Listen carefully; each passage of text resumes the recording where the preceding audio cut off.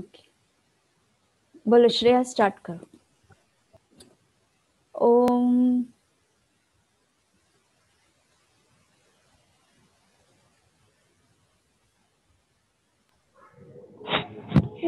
ओम ज्ञानतिमिरन्धस्य ज्ञानाञ्जनशलाकया ज्ञानाञ्जनशलाकया चक्षुरुन्मीलितं येन तस्मै श्रीगुरुवे नमः। श्रीचैतन्यमनोभीष्टं स्थापितं येन भूतले स्वयं रूपकदा मह्यं ददाति स्वपदान्तिकम्। वन्देऽहं श्रीगुरु श्रीयुक्तपदकमलं श्रीगुरु वैष्णवाच श्रीरूपं सग्रतं सहगनो रघुनाथामृतं च जीवं साद्वैतं सावधूतं परिजनसहितं कृष्ण चैतन्यदेव श्रीराधा कृष्णपाद सहगन ललिता श्रीविशाखान्वितांत हे कृष्ण करुणा सिन्धु दीनबन्धु जगत्पते गोपेश गोपिका कांत राधा कांत नमस्ते। सप्त कांचन गौरांगी राधे वृंदावनेश्वरी वृषभानुसुते देवी प्रणमामि हरिप्रिये। पंचकल्पतरुवेश कृपा सिंधु एव च पतितानां पावनेभ्यो वैष्णवेभ्यो नमो नमः। अनंत कोटि वैष्णववृंद की जय। नमो ओम विष्णुपादाय कृष्णपृष्ठाय भूतले श्रीमते जयपताका स्वामिनीति नामिने। नमो आचार्य पादाय निताय कृपापदायिने गौरकथाधामदाय नगरग्रामतारिणे। नमो ओम विष्णुपादाय कृष्णपृष्ठाय भूतले श्रीमते भक्तिवेदांत स्वामिनीति नामिने। नमस्ते सरस्वती देवे गौरवाणी प्रचारिणे निर्विशेष शून्यवादी पाश्चात्य देशतारिणे। जय श्री कृष्ण चैतन्य प्रभु नित्यानंद श्री अद्वैत गदाधर शिवासादि गौर भक्तवृंद। हरे कृष्ण कृष्ण कृष्ण हरे हरे हरे राम राम राम हरे हरे हरे कृष्ण कृष्ण कृष्ण हरे हरे हरे राम राम राम हरे हरे हरे कृष्ण कृष्ण कृष्ण हरे हरे हरे राम राम राम हरे हरे। जय श्रील प्रभुपाद की जय, गुरु महाराज की जय, अनंत कोटि वैष्णववृंद की जय। Very good Shreya. हाँ, एक चीज है, मुझे शायद जहाँ पर तुम प्रभुपाद मंत्र बोलते हो वहां पर सरस्वती बोला कि सारस्वती बोला? एक्चुअली सारस्वती देवी है।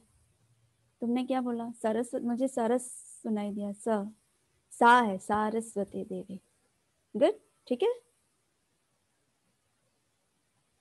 तुमने सारस्वती बोला या सरस्वती बोला? सरस्वती। सरस्वती नहीं है, सारस्वती है। सारस्वती, सरस्वती देवी नहीं है, सारस्वती देवी है, देवे है। ओके, समझ में आया? वो ध्यान रखना। बाकी सब परफेक्ट था, वेरी गुड। लास्ट टाइम से काफी अच्छा परफॉर्मेंस था। क्या हुआ पायल, सोनू नहीं दिखाई दी? आज उसका था।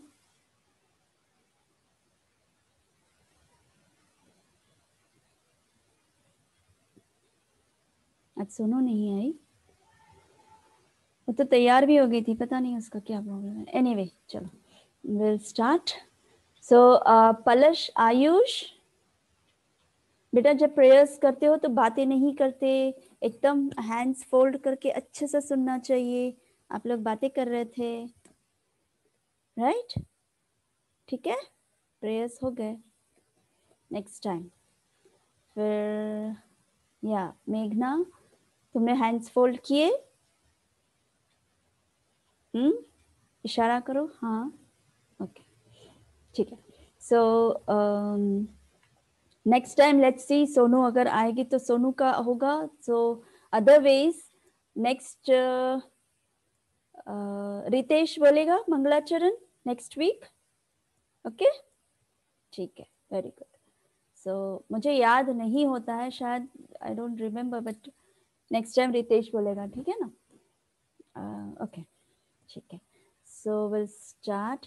ओके निधि, तुमने रजिस्ट्रेशन कर, लास्ट टाइम हमारा अभी कंटिन्यूशन है अष्टगोपीस के बारे में, और आई थिंक हमारा नेक्स्ट सेशन तक, एक last session next week conclude होगा हमारा वो अष्टसखी का। तो अभी तक हमने अष्टसखियों के बारे में, कितने सखियों के बारे में पढ़ा? ललिता सखी, विशाखा सखी, चंपकलता सखी और चित्रा सखी, 4 सखी है ना, एम आई राइट? या हमने 4 सखियों के बारे में पढ़ा। आज हम 2 लेंगे और नेक्स्ट वीक हम 2 लेंगे। So will conclude like that, क्योंकि मुझे टाइम नहीं मिल रहा है उसमें बहुत, उसको कोशिश करती हूँ ये कि मैं चारों को इसी समय ले लेती, लेकिन समहाउ मुझे टाइम नहीं मिल रहा था उसको कवर करने के लिए। सो आई कुड हार्डली डू दो सखियों के बारे में। सो विदाउट फेयर अभी हम स्क्रीन शेयर करेंगे and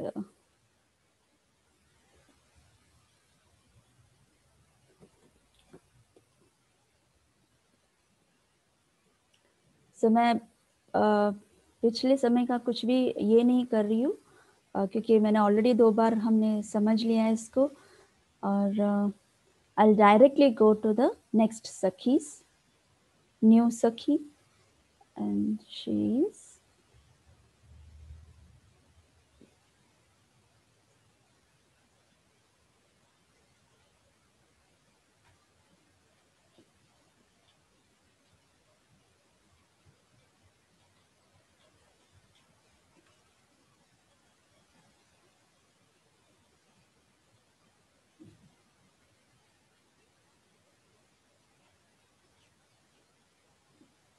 yeah, Tungavidya Sakhi.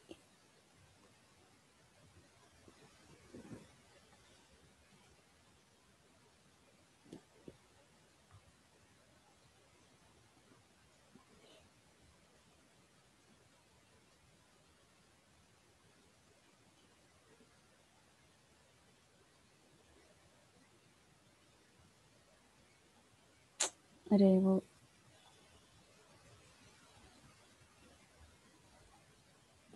okay. So हम तक अभी तक जितने सखीज के हमने सब लीलाएं पढ़ी हैं वो सब फिनिश किया। आज हम जाएंगे तुंगविद्या सखी।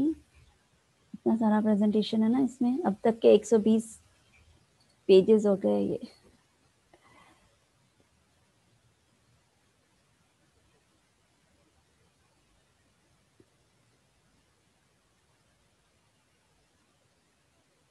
चित्रा सखी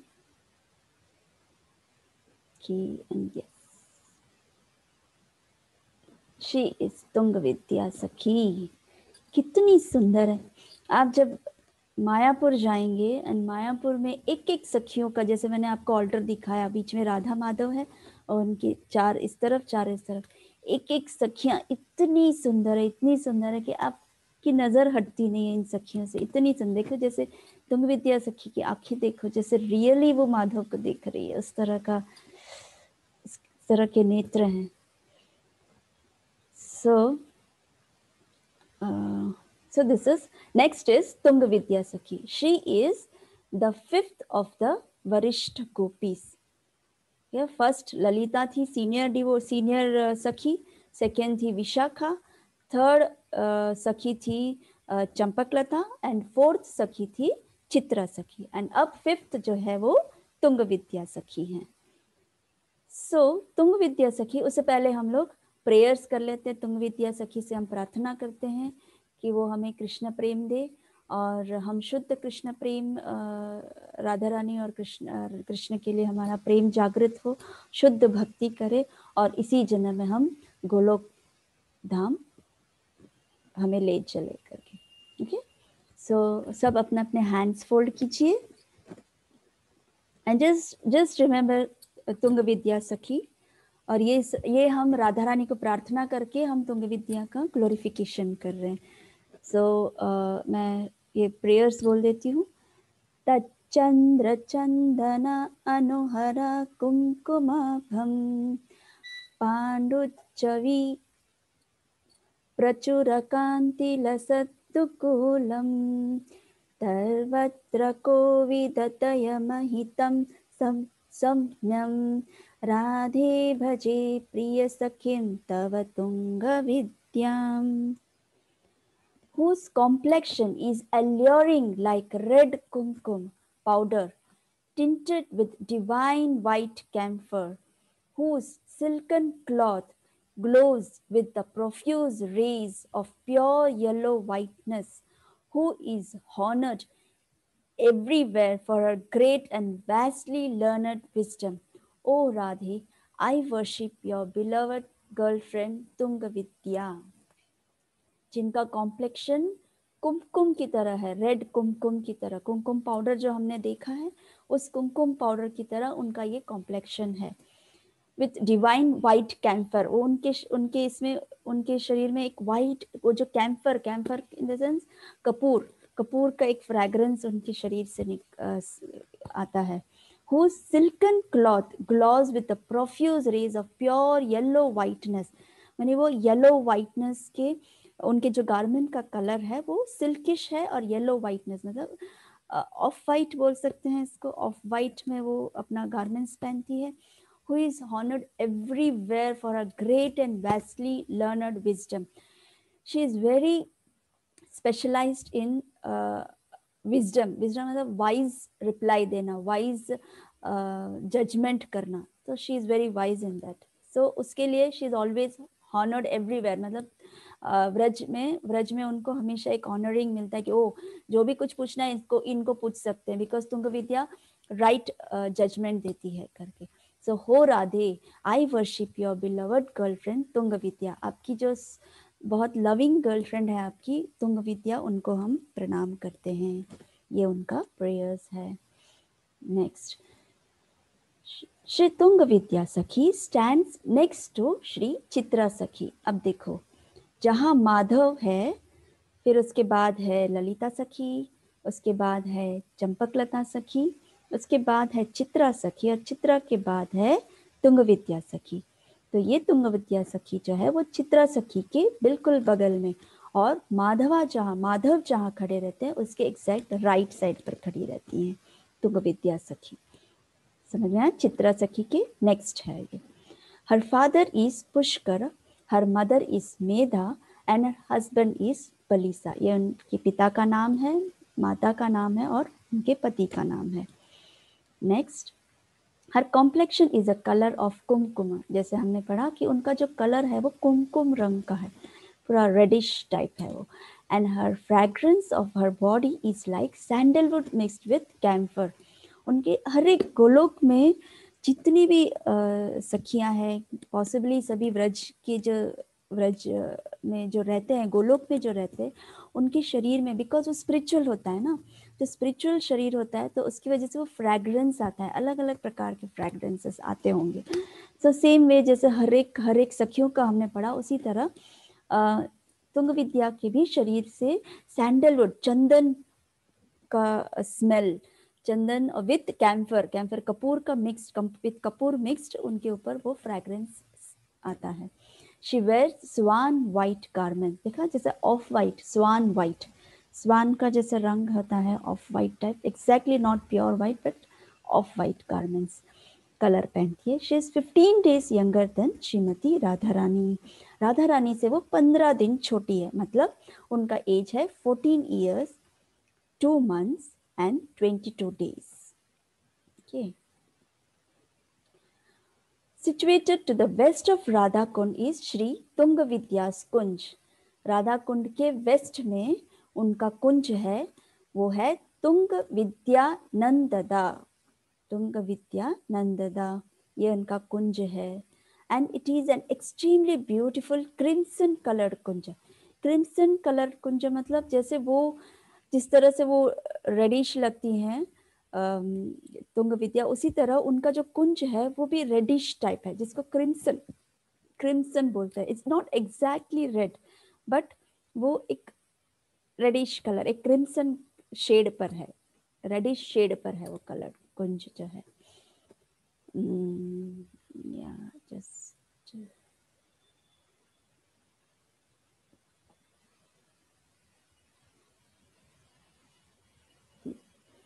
next, her favourite instrument is veena. हर एक सखियों को हमने देखा कि अलग अलग उनका फेवरेट इंस्ट्रूमेंट है, उस तरह से इनका जो फेवरेट इंस्ट्रूमेंट है तुंग विद्या का वो है वीणा, जैसे उनके हाथ में है। एज वेल एज सिर्फ वीणा ही नहीं, वो और भी बहुत सारे इंस्ट्रूमेंट्स बजाती हैं। She is very expert. Then she serves the divine couple. Divine couple मतलब राधा और Shyam Sundar, Radha Madhav, Radha Krishna. She serves the divine couple by singing and dancing. ये देखा, ये जो है वो तुंग विद्या है, इनका जो ऑफ वाइट गारमेंट वो पहनती हैं, ये Tung Vidya. Singing and dancing, she is dancing see in front of the couples, divine couple, and also playing musical instruments. वो म्यूजिकल इंस्ट्रूमेंट्स भी प्ले करती है। कभी किसी में मैंने ये भी सुना कि वो डांस भी करती है, बहुत सुंदर डांस भी करती है, बट उसका स्पेसिफिक सब्जेक्ट है म्यूजिकल इंस्ट्रूमेंट को प्ले करना। So she is so interesting. Next, her village in Vraj Leela is, Vraj में, वृंदावन व्रज में उनका जो गांव है वो है डबारा, डबारा विलेज। बरसाना से 4 किलोमीटर आगे है, almost 4 kilometers from Barsana. Her village is Dabara, and opposite to the temple there is a small hillock known as Shamtila. ये देखा, ये विलेज कितना सुंदर है। And opposite to the temple there is a small hillock. Hillock मतलब एक हिल है, ये रहा देखो, जैसे ये हिल है, एंड उसको कहते हैं श्याम टीला, उसको कहते हैं श्याम टीला। क्यों श्याम टीला है भाई इनका नाम? तो है ना, एक लीला है श्याम टीला। देखो, little Krishna used to climb a small hillock opposite to the temple and play flute to call the gopis. तो जब भी कृष्ण को गोपियों को बुलाना हो तो वो फ्लूट का यूज करते हैं। हम सबको पता है कि जैसे ही बांसुरी बजाते हैं गोपियां भागी भागी चली जाती है उनके पास। तो वो जो है वो कहाँ पर, डबारा में, वो जो स्मॉल हिल है उस हिल के ऊपर वो चढ़ जाते हैं और वहां से वो गोपियों को फ्लूट के द्वारा पुकारते हैं। So the place was earlier known as नौभारी चौबारी। कौन से प्लेस को? डबारा को। उस जगह का नाम जो था डबारा, उसको नौबारी चौबारी करके भी बुलाया जाता था। क्यों नौबारी चौबारी? Radha Rani along with the 8 सखीज, ये देखो यहाँ 8 सखीज हैं उनकी, उनके साथ ही वो हमेशा रहती हैं। और 8 सखीज के साथ राधा रानी है, इसलिए 9 होगी, तो 9 हो गए। ठीक है, 9 जो है वो हिंदी में 9 बोलते हैं। यूज टू प्ले हियर, यहाँ पर वो खेलने आती थी इस जगह पे डबारा विलेज में। एंड क्योंकि सब सखियाँ, 8 सखियाँ और राधा रानी खेलने आती थी, तो वहाँ के ब्रजवासियों ने उनका नाम नौबारी रख दिया, Naubari. So it's also called Naubari Chaubari. Once, एक और लीला है, once when a devotee was describing the beauty of Radha Rani. एक बार वहाँ ब्रजवासी ही एक सखी जो थी वो राधा रानी के बारे में ग्लोरिफिकेशन करने लगी कि राधा रानी इतनी सुंदर है, वो जब ये इस तरह से वो श्रृंगार करती है, उनकी आंखें इतनी सुंदर है, उनके केश इतने सुंदर हैं, उनके हाथ इतने सुंदर हैं, ऐसे करके करके उनको ग्लोरीफाई कर रही थी। तब क्या हुआ, कृष्ण जो है वो वहां पर बैठे खड़े खड़े वो सुन रहे थे। उनको जनरली राधा रानी को ब्रज में श्री जी बोलते हैं, उनको राधा रानी करके एड्रेस बहुत कम लोग करते हैं, लेकिन श्री जी बोलते हैं राधा रानी को। जैसे हम बरसाना जाते हैं तो उनको बोलते हैं, अरे श्री जी के वहाँ, मैं श्री जी के वहाँ जाके आई, श्री जी के पास आज मैंने ये दान दिए, श्री जी को आज मैंने इतने सुंदर वस्त्र दिए, आज श्री जी के लिए मैंने भोग लगाया, आज श्री जी के लिए मैंने ये बनाया भोग। तो उस तरह से वो रिप्रेजेंट कैसे ये एड्रेस करते हैं, श्री जी राधा रानी को श्री जी करके एड्रेस करते हैं। तो श्री जी, तो वहाँ पर जो भक्त थी वो उसने श्री जी के बारे में इतनी ग्लोरिफिकेशन कर रही थी कि श्री जी इतनी सुंदर लगती है आज, तो इतनी सुंदर श्रृंगार किया है उसने, इतने अच्छे उसने फूलों की वेणी बनाई है, इतने सुंदर गारमेंट्स उसने पहने हैं, बहुत सुंदर लगती है, ऐसे करके डिस्क्राइब कर रही थी। तो कृष्ण जो था वो वहाँ ही छुप छुप के सुन रहे थे। तो जब सुन रहे थे तो उनको आंखों से पानी बहने लगा, मतलब आंसू आने लग गए उनको। और जैसे ही आंसू आ गए तो वहाँ के भक्तों ने देखा कि कृष्ण रो एकदम श्री जी की ग्लोरिफिकेशन सुन के रो रहे थे। रोना, उस रोने को क्या कहते हैं, जैसे नहीं हम लोग बोलते हैं टप टप क्या आंसू बहा रही हो तुम करके, क्या टप टप आंसू बहा रही हो, ऐसे बोलते हैं ना हिंदी में। तो वहां पर ब्रजवासियों ने बोला क्या डब डब आंसू बहा रहे हो तुम करके, कैसे डब डब आंसू बह रहा है कृष्ण का, तो लाला तुम्हारी आंखों में से तो ऐसे डब डब करके आंसू बह रहे हैं करके। तब से उस जगह का नाम डबारा हो गया। सो तुंग विद्या का गांव का नाम ही डबारा। वहां पहले हमने पढ़ा कि नौबारी चौबारी करके नाम हुआ था।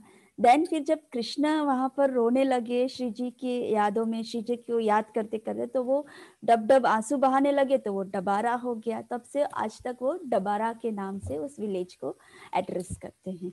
सी Radha Rani is so well dressed, so beautifully dressed, and Krishna is thinking of her, and उनके आंखों से आंसू बह रहे हैं ऐसे। So it's a डब डब डबारा। सो कृष्ण के जो सॉरी तुंग विद्या की जो मेड सर्वेंट है वो लवंग मंजरी है। एंड हर स्पेशल टैलेंट्स जो है एक्सट्रीमली स्कॉलरली नेचर, जैसे उनके प्रेयर्स में भी हमने पढ़ा कि she is a very learned lady, extremely scholarly nature, thoroughly learned in 18 branches of knowledge. अलग अलग 18 ब्रांचेस है नॉलेज के, तो उस तरह से वो पूरी तरह स्कॉलर है उन सभी शास्त्रों में, उन सभी ब्रांचेस में। There is no topic that she is not in full knowledge. एक टॉपिक भी ऐसा नहीं है कि जहां तुंग विद्या को ये नहीं पता, ऐसे एक भी टॉपिक नहीं है। उसको कोई भी टॉपिक में से उनको टेस्ट करो and she is expert in replying, she is expert in replying. She is acharya, ideal teacher. आचार्य किसको बोलते हैं, जिसको हर चीजों का नॉलेज होता है उसको आचार्य बोलते हैं। तो उस तरह से उनको एक सर्टिफिकेट ही मिल गया था तुंग विद्या को कि she is an ideal Acharya, ideal teacher of what, of all sciences, beginning with रस शास्त्र, स्क्रिप्चर्स ऑफ मेलोज, नीति शास्त्र, scriptures of morality and social sciences, नाट्य शास्त्र, स्क्रिप्चर्स ऑफ ड्रामा, ड्रामा में भी वो एक्सपर्ट थी, as well as musical science, and she is expert in musicals, music में भी she was expert. She supervises all the dasis who perform music on the stage, रस dance stage and so on.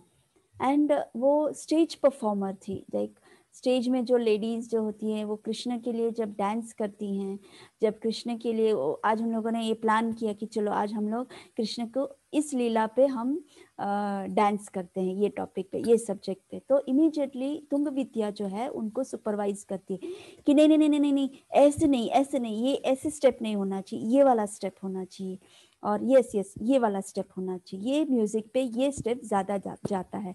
ऐसे करके हर step पे उनको वो dance के step सिखाती है, म्यूजिक किस तरह से कंपोज होना चाहिए वो सिखाती है, and she is very expert in that. तो इन सब दासियों को वो स्टेज परफॉर्मेंस वही सिखाती है। She is very trusted bye Krishna, Krishna उन पे पूर्ण विश्वास करते हैं। She is particularly expert in singing style called Marg Geeta and also playing in Veena. एक स्टाइल है मार्ग गीता करके, we don't know but music में ये एक स्टाइल होता होगा, एक नाम है मार्ग गीता। तो उस सुर में, उस ताल पे वो वीणा भी बजाती है राधा रानी के लिए, आई मीन कृष्ण के लिए भी, स्पेशली राधा रानी के लिए बजाती है वो। She is a master of the made servants involve with music, especially the dancers and mridanga players. See, she is a master. और उन मेड सर्वेंट्स के लिए जो लोग डांसर्स हैं, जो मृदंग प्लेयर्स हैं, उन सब की वो मास्टर है। अगर उनको भी कुछ डाउटफुल हो, डाउट हो, जहाँ मृदंग प्लेयर्स हैं वो लोग कुछ ताल में, उनको ताल नहीं बैठ रहा है, तो इमीडिएटली वो लोग किसको ये करते हैं, याद करते हैं तुंग विद्या के, अरे तुंग विद्या सखी के पास जाते हैं, वो इस ताल के साथ वो हमें मैच करके देगी। तो इमीडिएटली तुंग विद्या उनको परफेक्ट स्टेप्स अनुसार, उनको डांस के अनुसार और म्यूजिक के अनुसार उनको ये सब सिखा देती हैं। हाँ, इन गौर लीला में श्री तुंग विद्या सखी जो है वो वक्रेश्वर पंडित के नाम से वो जाना जाती, मतलब उस नाम से वो गौर लीला के इसमें वो पार्टिसिपेट करती है गौर लीला में। एंड कुछ लोग उनको प्रबोधानंद सरस्वती भी कहते हैं। We don't know much about Chaitanya leela, इसलिए हमें ये वक्रेश्वर पंडित प्रबोधानंद सरस्वती हमें नॉलेज नहीं है, इसलिए हम उतना जानते नहीं हैं। बट ऑफकोर्स हम जब चैतन्य लीला में या चैतन्य चरितामृत पढ़ेंगे, जैसे श्री भगवत गीता है, श्रीमद् भागवतम है, चैतन्य चरितामृत है, तो चैतन्य चरितामृत में ये सब पर्सनालिटीज के डिस्क्रिप्शंस दिया हुआ है। सो वक्रेश्वर पंडित जो हैं, यहाँ देखो जो चैतन्य महाप्रभु है और उनके साथ जो नित्यानंद प्रभु है, वो हमेशा हमेशा संकीर्तन में रहते हैं, ताकि लोग जहाँ जहाँ तक लोग रहते हैं वहाँ वहाँ तक प्रचार कर सकते हैं। क्योंकि वहाँ तब क्या होता था, प्रचार उनको जब समझाते तो समझ में नहीं आता था, इसलिए कीर्तन द्वारा लोगों को पहुँचाते थे। और कलयुग का हरे कृष्ण महामंत्र ही सबसे टॉप मोस्ट यज्ञ है, टॉप मोस्ट पावरफुल प्रीचिंग है। इसीलिए चैतन्य महाप्रभु ने इस आंदोलन को पूरी तरह सभी जगह प्रीच किया। जो हम हरे कृष्ण महामंत्र चैंट करते हैं, वही चैंटिंग जो महामंत्र है, वही ट्यून के म्यूजिक के रूप में सभी जगह वो लोग प्रचार करते थे। सो in this way Chaitanya Mahaprabhu लीला में जब चैतन्य महाप्रभु गाते थे, चैतन्य महाप्रभु जब गाते थे, तब वक्रेश्वर पंडित जो तुंग विद्या सखी हैं, वो डांस करती थी। और इस तरह से वो डांस करती थी, इतने एक्सटेसी में वो डांस करती थी कि 72 आवर्स तक वो कंटिन्यूसली डांस करती थी। कैन यू इमेजिन 72 आवर्स किसको कहते हैं? हम लोग 7 मिनट डांस करते हैं, या हार्डली हम लोग मैक्सिमम जंप कर सकते हैं, आधा half an hour, maximum half an hour तक हम हफ्ते हफ्ते हम डांस कर सकते हैं। बट वक्रेश्वर पंडित 72 आवर्स तक वो डांस करते थे और बिल्कुल थकते नहीं थे, बिल्कुल भी नहीं थकते थे, इतना सुंदर डांस करते थे। और चैतन्य महाप्रभु तो स्वयं भगवान कृष्ण हैं, तो वो तो घंटों घंटों तक वो गाते थे। और उतना ही कंपैटिबिलिटी में वक्रेश्वर पंडित जो हैं वो डांस करते थे। तो चैतन्य महाप्रभु बोलते थे कि वक्रेश्वर तुम मेरे एक विंग हो, लाइक यू नो विंग मतलब जैसे बर्ड्स को विंग होते हैं, पर होते हैं, जैसे तुम एक विंग हो, अगर तुम्हारी तरह मुझे और एक मिल जाता तो मैं तो उड़ने लगता, ऐसा करके चैतन्य महाप्रभु उनको ग्लोरीफाई करते थे। So expert at singing and dancing, because as Tung Vidya she was expert in singing and dancing। जैसे हमने ऑलरेडी उनके टैलेंट्स हमने पढ़े थे कि she was expert in singing, dancing, सबको सिखाती थी, she was a teacher, है ना। तो इन द सेम वे उस लीला के अनुसार ही वक्रेश्वर पंडित जो है वो सिंगिंग एंड डांसिंग में एक्सपर्ट थे। प्लीजिंग लॉर्ड चैतन्य, जैसे उसमें कृष्ण लीला में कृष्ण को प्लीज करती थी तुंग विद्या, उसी तरह चैतन्य महाप्रभु को वक्रेश्वर पंडित उनको प्लीज करता था डांसिंग और सिंगिंग करके। कहाँ पर? Sir in the service with his service in the Navdeep संकीर्तन पार्टीज। और फिर वो क्या क्या और करते थे, ड्रामास करते थे श्रीवास आंगन में। एंड रथ यात्रा जब भी होता था, उस रथ यात्रा में वो पार्टिसिपेट करते थे जगन्नाथपुरी में। सो ये था वक्रेश्वर पंडित का ग्लोरिफिकेशन एंड तुंग विद्या का glorification. So I didn't get any stories और एनी लीलास इंटरनेट में, सो इतना ही हम शॉर्टली उनको फिनिश करेंगे, कंक्लूड करेंगे, and will go with the next सखी, एंड शी इज इंदुलेखा सखी। अभी हमने तुंग विद्या सखी का मतलब माधव के साइड पे, जो कृष्ण के राइट साइड पे जितनी सखियां थी वो हमने फिनिश किए। अब हम राधा रानी के साइड पे जितनी सखियां हैं उसमें हमने सबसे पहले विशाखा सखी के बारे में हमने पढ़ लिया ऑलरेडी, क्योंकि राधा रानी के नेक्स्ट लेफ्ट साइड पे विशाखा सखी है। अब विशाखा सखी के नेक्स्ट साइड पे इंदुलेखा सखी है। सो इंदुलेखा सखी is a sixth of the वरिष्ठ गोपीज। ओके, सो हम प्रेयर्स कर लेंगे। प्रेयर्स टू इंदुलेखा सखी। फोल्ड योर हैंड्स मेघना, हैंड्स फोल्ड करो बेटा। मेघना, कैन यू हियर? मेघना, हैंड्स फोल्ड कर लो।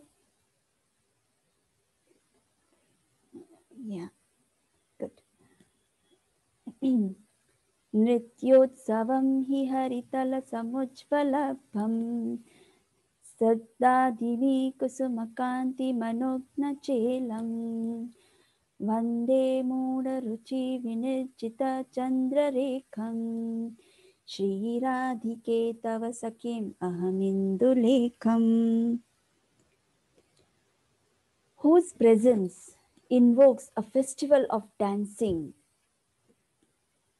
Whose presence invokes a festival of dancing. जिनके प्रेजेंस से वो फेस्टिवल में डांसिंग शुरू कर देते हैं लोग. Whose brilliant aura is like green grass. Whose cloth beams a fascinating aura like light scarlet pomegranate flowers. Whose smiling face outshines the beams of the moon. O Shri Radhike, I happily bow before your girlfriend Indulekha.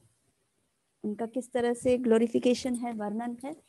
जैसे जैसे ही उनका presence होता है वहां पर dancing festival शुरू हो जाता है. उनका उस brilliant aura is like green grass. एक ग्रीन ग्रास की तरह उनका वो ऑरा होता है. Whose cloth beams a fascinating aura like light scarlet pomegranate flower. हमने pomegranate देखा है, you know pomegranate, जिसको I don't know in Hindi क्या बोलते, दाड़म बोलते हैं गुजराती में, I think हिंदी में क्या बोलते हैं, अनार, अनार राइट, अनार. I'll come back to you because मुझे फिर वापस स्टॉप शेयर करना पड़ेगा एंड देन फिर बाद में मैं आपको सुन पाऊंगी. मैं बाद में आपके साथ वो शेयर ये करूंगी कि क्या है. सो उनका पोमग्रेनेट जो फ्लावर है, जैसे रेडिश टाइप, जैसे उन्होंने अभी जो कॉस्ट्यूम पहना है इस पिक्चर में उस कलर का वो ड्रेस पहनती हैं. और उनका जो स्माइलिंग फेस है वो इवन जैसे मून की तरह, जैसे चंद्रमा की तरह उनकी स्माइलिंग फेस है. ओ राधिके, ऐसी गर्लफ्रेंड जो आपकी इंदुलेखा हैं उनको हम नमन करते हैं. एक एक सखियां कितनी स्पेशल है. Okay, so Shri Indulekha Sakhi stands next to Shri Vishakha Sakhi. ये अब राधा रानी है. राधा रानी के लेफ्ट साइड पे विशाखा सखी हैं और विशाखा के बगल में नेक्स्ट वो है इंदुलेखा सखी. Indulekha Sakhi stands next to Sri Vishakha Sakhi, second on Sri Radharani's left. ये है Indulekha Sakhi. Her father is Sagar, her mother is Bela, and her husband is Durbala. She has a tan complexion. Tan का मतलब है श्याम वर्ण. Tan का मतलब है tan colour. ऐसे नहीं बोलते black colour, black is totally black, नहीं, ब्लैक कलर नहीं, टैन कलर. जैसे श्याम रंग, श्याम हम जानते हैं जैसे श्याम रंग. And the colour of a garments resembles a pomegranate flower. Pomegranate flower या पोमग्रेनेट जो है वो इसका जो कलर है वो इस तरह से है. She is 3 days younger than Shrimati Radha Rani. 3 days younger है वो. सो उस हिसाब से 14 years 2 months and 10.5 day of age. ये देखा, ये सब सखियों का एज देखा 14 years से ही 14 years तक स्टैंडर्ड रहता है. उसके बाद 2 महीना 3 महीने 4 महीने बस उतना ही अंतर आता है इन सब में. 14 साल मतलब सोचो कि 14 years की लड़की कैसी होती है, इतनी छोटी है गोपियां सखियां. Indulekha Sakhi's Kunja is to the southeast of Radha Kund. Radha Kund के साउथ ईस्ट में इंदुलेखा सखी का कुंज है. इट इज कॉल्ड पूर्णेंदु, पूर्ण इंदु, फुल मून.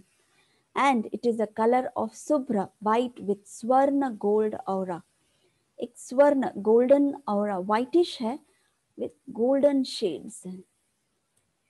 ये उनका कुंज है. कितना सुंदर कुंज है उनका. हाँ, ऐसा लग रहा है जैसे हम पहुंच जाए उधर. कितना सुंदर लग रहा है. Her favorite instrument is manjira, kartal, finger cymbals, and her favorite tune is राग विहाग. हम लोग मैक्सिमम मंजीरा बजाते हैं, लाइक मंजीरा, करताल पॉसिबली.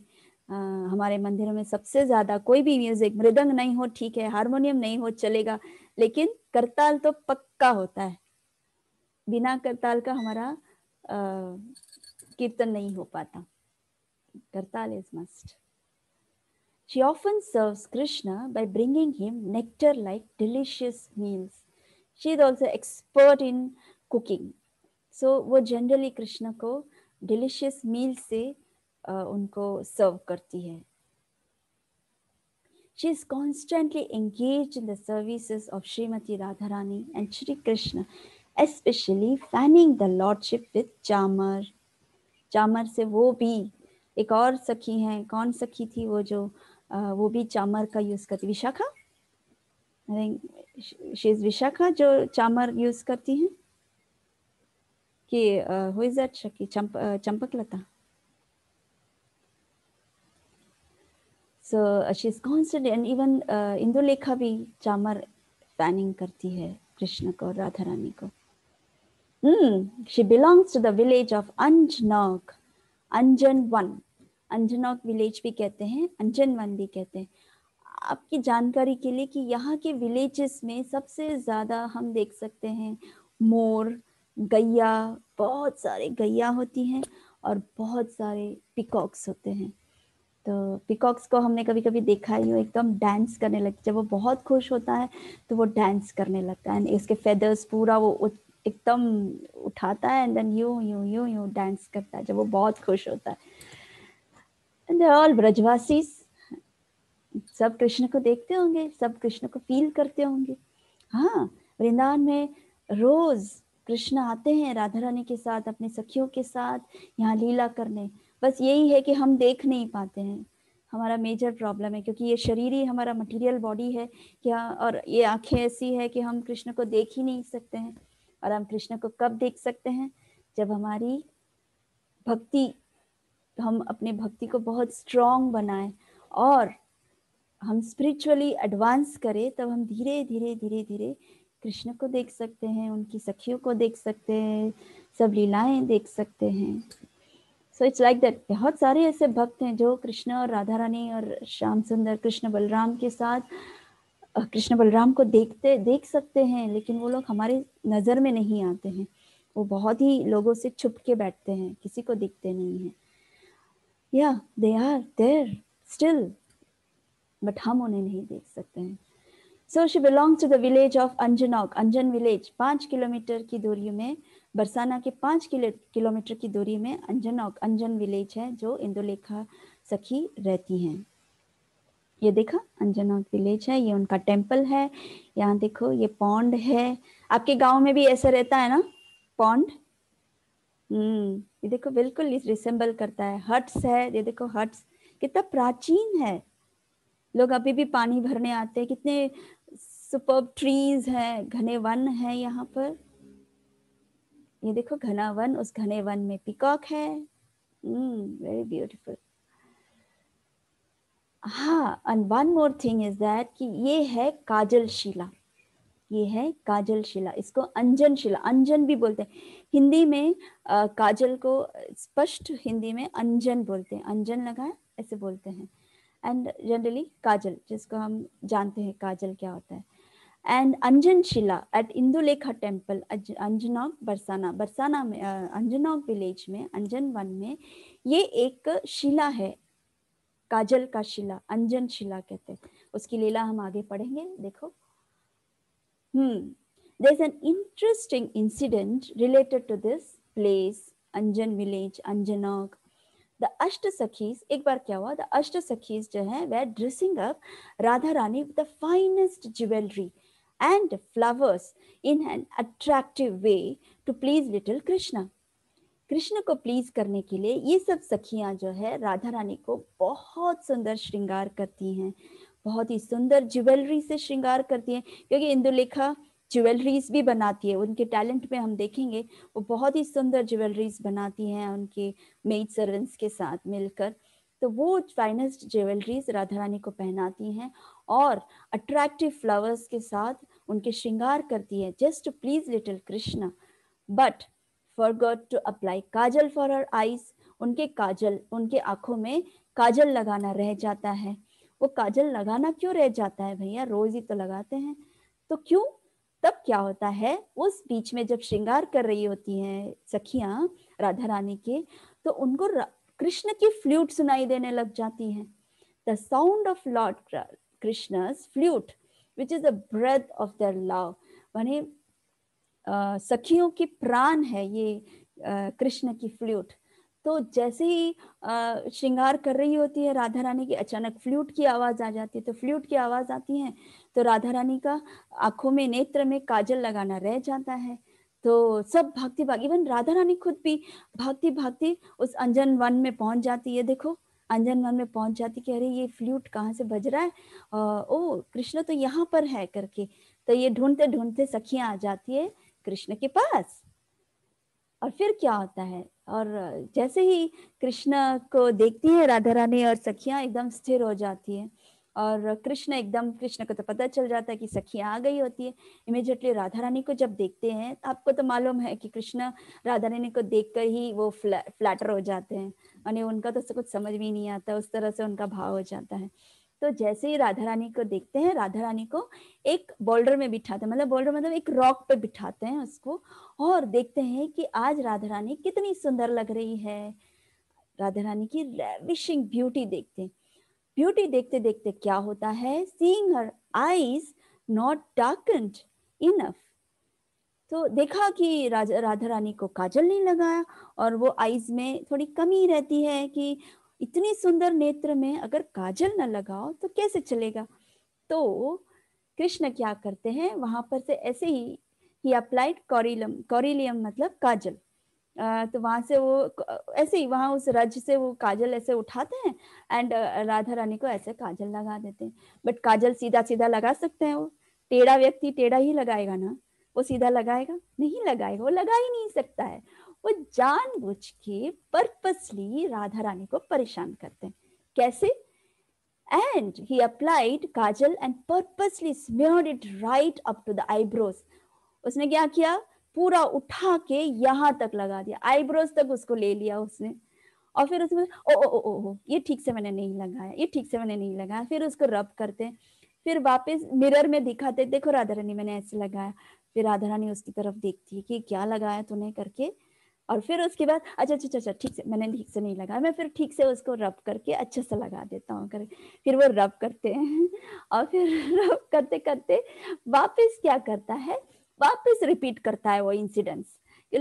फिर जब जो आईब्रो की तरफ ले गया, उसको नीचे की तरफ ले गया काजल, और ये राधा रानी की आंखों को पूरा काला काला काला काला कर दिया उसने। तो इतना काला कर दिया, इतना तंग करता है, इतना तंग करता है राधा रानी को कि राधा रानी फिर रूठ जाती है। और जब वो रूठ जाती है तो फिर उसको मनाना पड़ता है, और जब मनाना पड़ता है तब तो इसके क्या क्या हो जाते हैं, हमको हम जानते हैं। सखियों के पीछे पीछे भागते हैं कि अरे अष्ट सखियों के पीछे, अरे अभी राधा रानी रूठ गई, अब उसको कैसे मनाओ कैसे मनाओगे। अरे तुम काम ही ऐसे क्यों करते हो कि राधा रानी रूठ जाए। आपको एक और लीला बताती हूँ, इसके कॉन्टेक्स्ट में नहीं है, लेकिन मुझे ये लीला याद आ गई तो मैंने सोचा कि मैं आपके साथ शेयर करती हूँ। एक बार ऐसा होता है कि एक बार राधा रानी और कृष्ण मिलते हैं।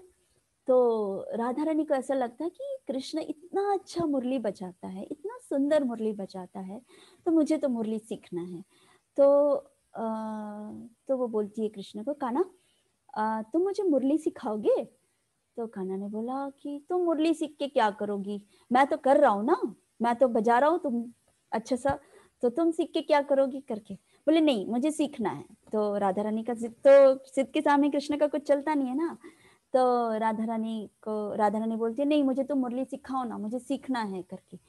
तो राधा रानी तो कृष्ण बोलता है ऐसे तो मैं नहीं सिखाऊंगा, तुम्हें कुछ तो देना पड़ेगा करके। तो बोले तुम हर चीज पे हमेशा अदल बदल क्यों करते हो, ये सिखाऊंगा तो ये दूं, ये दूंगा तो ये लूंगा, ऐसे क्यों करते हो। मक्खन देंगे तो अगर तुम ये करोगी तो मैं मक्खन करोगे तुम, बाटर सिस्टम लाइक जैसे कृष्ण कैसे करता है कि अगर तुमको मुझसे ये चाहिए तो तुमको मुझे ये देना पड़ेगा, तो अगर तुमको मुझसे ये लेना है तो तुम्हें मुझे ये देना पड़ेगा।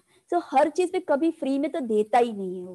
कहने का तात्पर्य ये है कि वो फ्री में तो कभी कुछ देता ही नहीं है, बस अगर तुमने मुझसे ये लिया तो तुमको मुझे ये देना पड़ेगा, ऐसा उसका हमेशा एक ये रहता है। तो कृष्ण राधा रानी को बोलता है कि ठीक है, मैं तुम्हें मुरली सिखा सकता हूँ, लेकिन तुमको भी मुझे कुछ सिखाना पड़ेगा।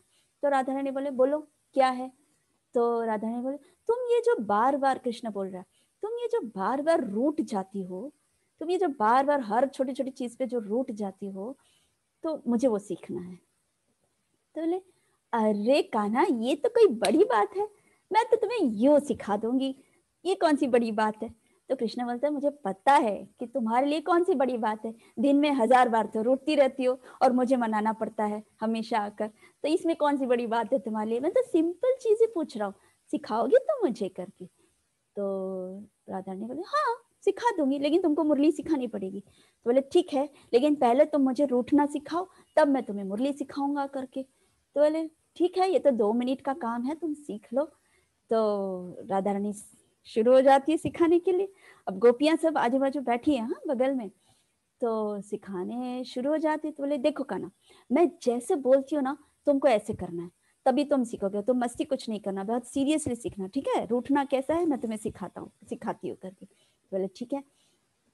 तो तुम मुड़ जाओ, गुस्से में रहो, और मैं अगर पीछे से बुलाऊं ना तो तुम बिल्कुल देखना नहीं, फिर मैं वापस बुलाऊं ना तो बिल्कुल मत देखना, तो मैं तुम्हें मनाने आ जाऊंगी करके। तो बोले बस इतना सही है, ओ ये तो मेरे ऐसे यू छुटकी बजाते हैं और यू ऐसे सीख लूंगा करके करके। तो वो मुड़ जाते, तो एकदम ऐसे पीछे मुड़ जाते, पीछे राधा रानी है। तो राधा रानी आती है, तैयार है ना कृष्णा। तो बोले हाँ हाँ मैं तैयार हूँ, शुरू हो जाओ।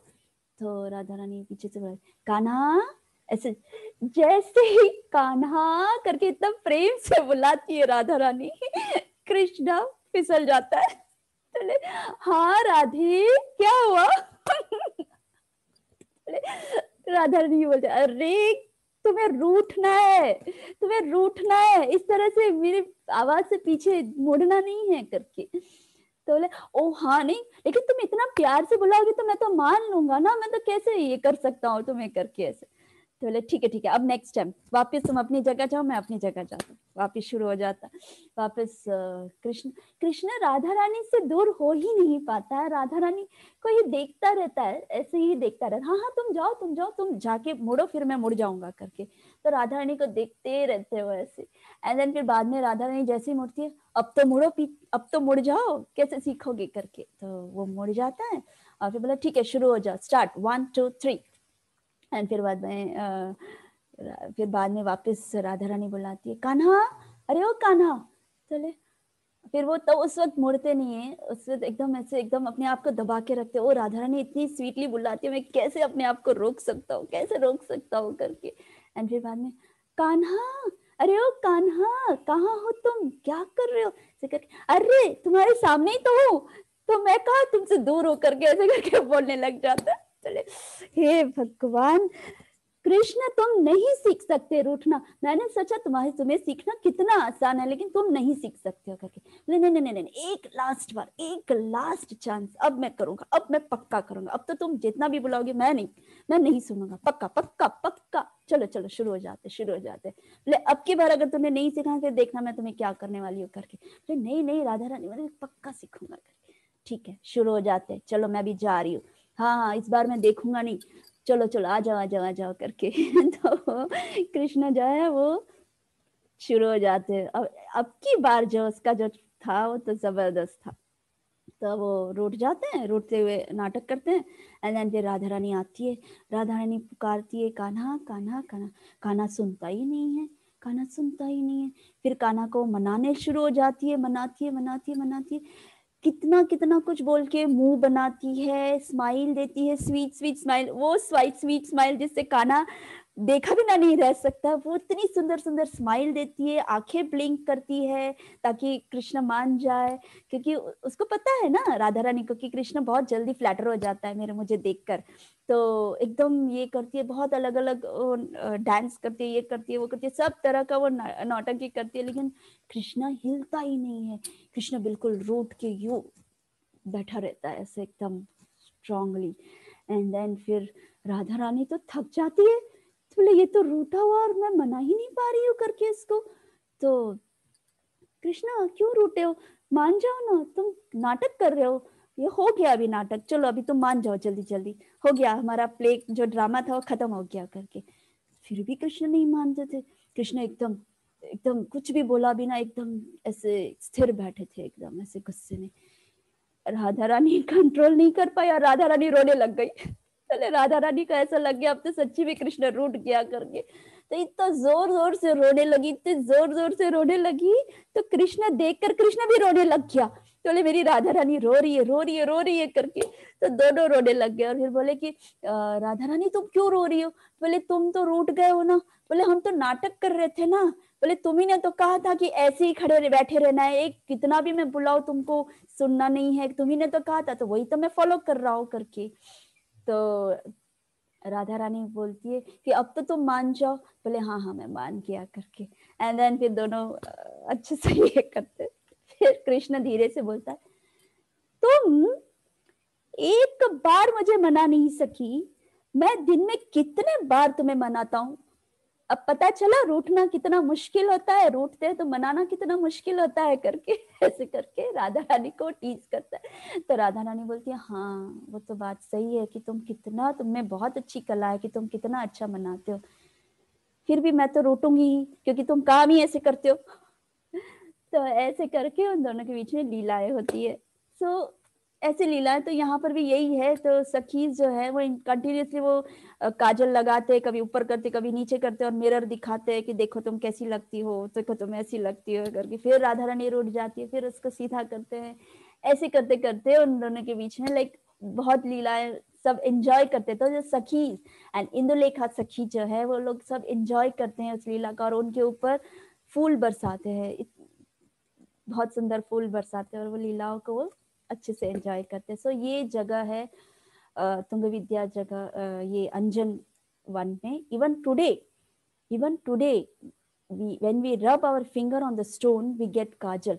ये वो स्थल है, मैंने भी आज तक देखा नहीं है, लेकिन श्योर हम नेक्स्ट टाइम सब प्लान करेंगे, प्रभु जी को बोल के बोलेंगे प्रभु जी हमको लेकर जाओ अष्ट सखी मंदिर, हमको देखना है करके। हम सब क्या करेंगे, स्ट्राइक पे चले जाएंगे। ओके अगर प्रभु जी ना बोलेंगे तो स्ट्राइक पे जा रहे हैं हम लोग। क्यों हम लोग को अष्ट सखी मंदिर ले जाओ करके।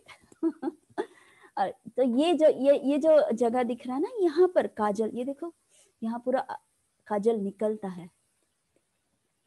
सो अमेजिंग, यहाँ पर कृष्ण ने टच किया, उस जगह से काजल निकला। एंड देन आज तक 5,000 5,500 पहले की बात है, और आज भी ये जगह देखो कितना प्योर पावरफुल है। और वो एक स्टोन है, उस स्टोन से भगवान ने काजल कृष्ण राधा रानी को लेप लगाया था, राधा रानी को काजल लगाया था। So even today when we rub our finger on the stone we get काजल। और उनकी मेड सर्वेंट है रति मंजरी। इनका जो स्पेशल टैलेंट्स है उसको हम पढ़ ले। Her father is a famous singer and she is also well known for her singing ability। देखा, she is also a very good singer, उनके पिता की तरह। और उनके पिता जिस तरह से बहुत फेमस थे वैसे ये भी बहुत ही फेमस है। Indulekha very learned in the science of snake charming मंत्र। इसका मतलब क्या होता है, यू नो लाइक सपेरा जो होता है जब वो बीन बजाता है तब वो सांप जो होता है वो ऑटोमेटिकली उसके पिटारे पे आ जाता है, लाइक कुछ मंत्र बोलते हैं, ऐसा बोलते हैं। तो उसी तरह ये आर्ट भी इंदुलेखा में है कि वो स्नेक चार्मिंग मंत्र भी अच्छी तरह वो जानती है। स्पेसिफिकली कीन इन पामिस्ट्री, हाथ देखती है, लोगों का हाथ देख के पहचान जाती है कि ओ ये है तुम्हारा प्रॉब्लम करके। Expert in singing various kinds stringing expert in stringing various kinds of wonderful necklaces। भगवान के लिए, कृष्ण और राधा रानी के लिए हार बनाती। मैंने जैसे पहले भी आपको बताया कि स्पेशल बहुत ही सुंदर गारमेंट्स बनाती है, मोतियों का हार बनाती है, वो वंडरफुल नेकलेसेस बनाती है राधा रानी और श्याम सुंदर के लिए। फिर decorating the teeth with red substances. अब ये कला तो इस पृथ्वी पे तो नहीं है, बट वी डोंट नो कि दांतों को भी वो कुछ रेड सब्सटेंस में डेकोरेट करती है। अभी कैसा लगता होगा ये तो हमें गोलोक में ही जाके पता चलेगा। जेमोलॉजी, जेमोलॉजी मतलब जेम्स को परखने की कला है।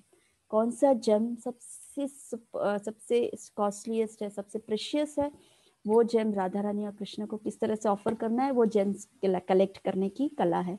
And weaving various kinds of cloth, cloth weave करती है वो अलग अलग प्रकार की। She carries the auspicious messages of the divine couple in her hand।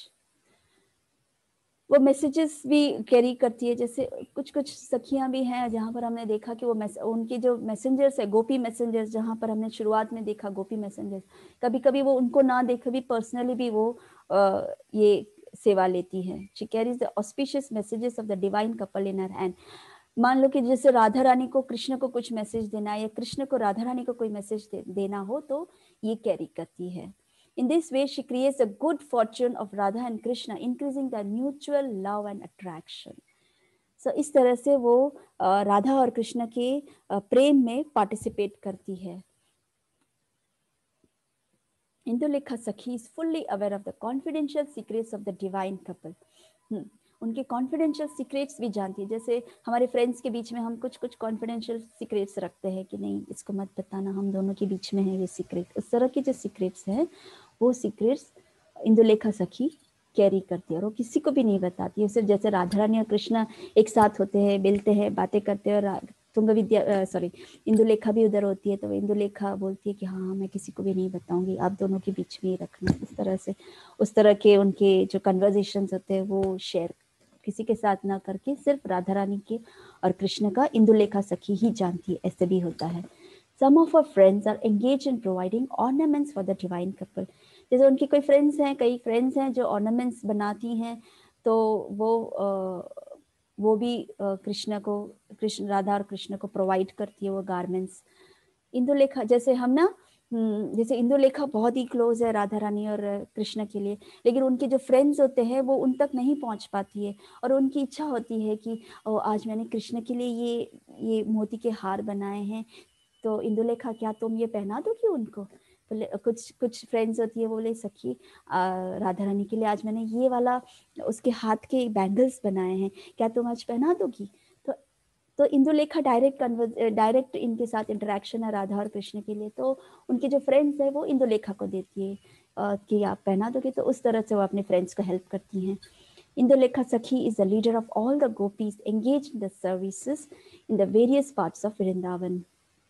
ऐसे जैसे ये ऑर्नामेंट्स बनाना, उनके लिए ड्रेसेस बनाना, उनके जो पर्सनल चीज़ें जो है जैसे मुकुट बनाना, वो करना, ये करना, वो सब जो ये कपल्स को ये जो राधा और कृष्ण के लिए जो बनाना होता है, वो Indulekha is the leader of all the gopis.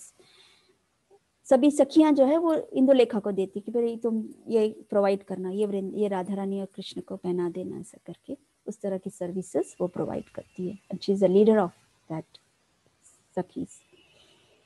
गौर लीला में इंदुलेखा सखी जो है वो वासु रामानंद और सम से कृष्णदास ब्रह्मचारी, कोई कृष्णदास ब्रह्मचारी भी कहते हैं, और कोई वासु रामानंद के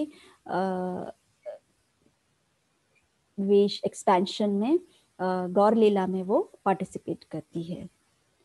गौर लीला भी बहुत ही सुंदर लीला है। सबके अलग अलग अलग अलग जितने भी इसमें पार्टिसिपेट करते हैं, जितने भी गौर लीला में है, जैसे ये भक्त के रूप में ये सब जो है वो सब वृंदावन की लीलाओं में भी है। जो वृंदावन की लीला करते हैं वो सब गौर लीलाओं में है। एंड क्योंकि वो लोग नित्य जहाँ जहाँ कृष्ण जाएंगे, जहाँ जहाँ जिस प्लैनेट में कृष्ण लीला करते हैं, उस प्लैनेट में ये सब सखियाँ, ये सब गोलोक के जो व्रजवासीज हैं, जो वो सब हैं, वो सब गोलोकवासीज हैं, वो सब उन सब लीलाओं में वो पार्टिसिपेट करते हैं क्योंकि वो नित्य कृष्ण के साथ ही रहना चाहते हैं। वो इतने प्योर डिवोटीज, इतने स्पिरिचुअली वो लोग स्ट्रांग होते हैं कि कृष्ण के अलावा उनको कुछ और सोचता ही नहीं है। जैसे मैंने लास्ट टाइम भी बोला था कि उनको कृष्ण के अलावा कुछ और सोचता ही नहीं है।